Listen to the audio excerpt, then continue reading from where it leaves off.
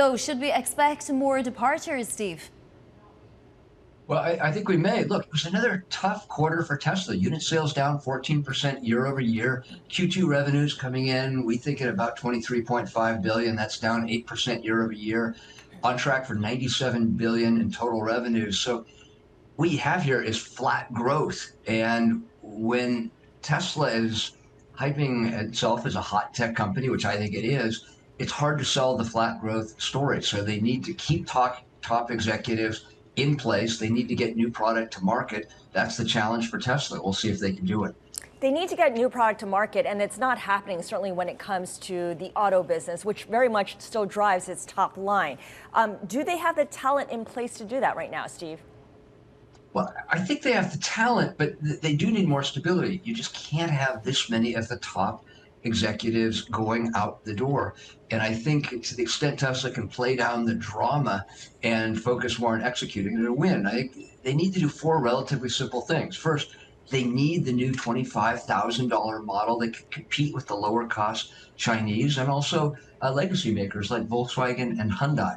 They've got to get regulatory approval for the robo-taxi in Austin and San Francisco. They need that ASAP. They need to rebrand it, less drama, less politics, more new products, lower prices. And then, and this is an important part of it that sometimes gets lost, they need geographic expansion.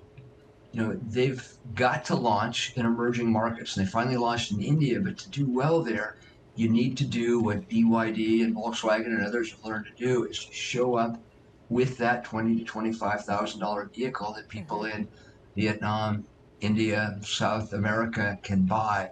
If they can execute on any of those four things, their prospects are going to look a lot brighter. But now they need less drama, more execution. Right. Instead, we get a lot of focus on the robotaxi and the humanoid robot as well. There's also a new focus on the Bitcoin holdings of the company, too. In the second quarter, Bitcoin actually rose in price, so that should be a net positive for the company. How much credit will investors give to Tesla on that Bitcoin angle? That is such a new one. Who's to say? Bitcoin's real, it's the future, but it's still, are you investing in an auto company or a speculator? And I think that's going to be a hard one for people to get their arms around. At the end of the day, I think investors are going to be looking at, is this auto company providing growth for the future? Are they providing increased profitability or lower profitability?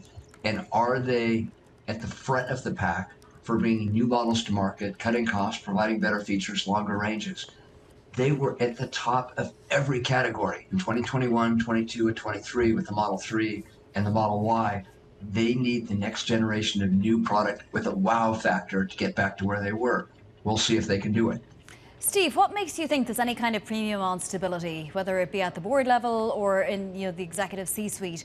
I mean, we've had people like Kimball Musk on the board for decades. James Murdoch is on the board, for example. It's essentially a board that's kind of locked in. The only new board member is John Hartung.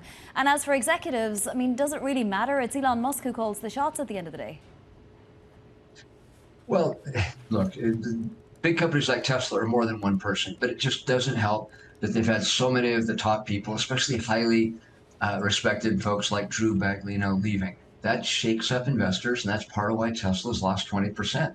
They would benefit by having stability in the top ranks. I don't know anybody that disagrees with that, but they have a lot of talented people.